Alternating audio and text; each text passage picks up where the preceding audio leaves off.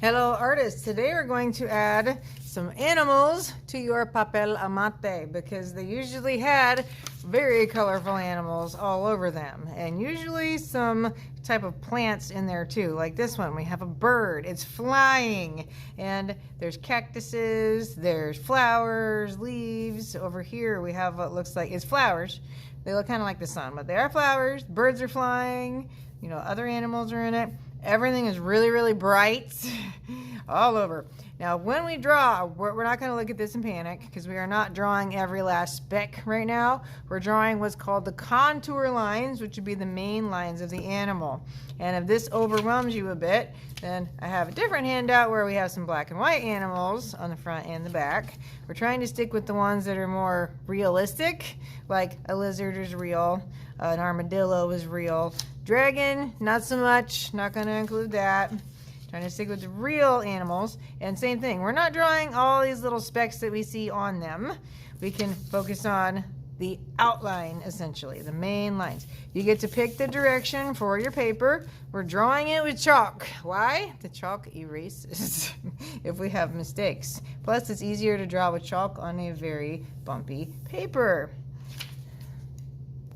So I think for my Papel Amate, I'm going to merge some ideas from here with this, and I want it to be active, so whatever I draw, I want it to be moving. Like when we draw any kind of animals, we start with a generic shape and then we can get more specific with it. So like I want an owl that's flying, I'm going to have a big shape for a wing. I can tidy it up a little bit later, make my line a little better. I'm not drawing all this stuff in here, unnecessary. So general shape for the animal, kind of sketch it out, and then tidy it up. Don't worry if your chalk smears, because it's just there so we can plan.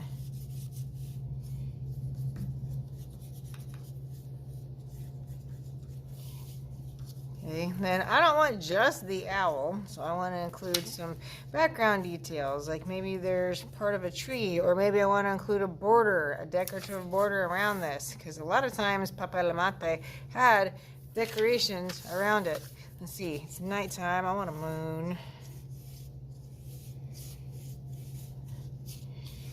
And some kind of tree, and the lines are usually very curvy.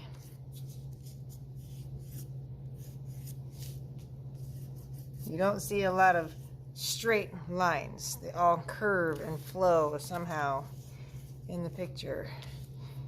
And if I have stars, I'll add those later. I will include the owl's eye so I know where it goes. And divide the wing. Not drawing all the patterns and everything. Show where the tummy is. Back of the tail. And maybe part of another tree. Curvy.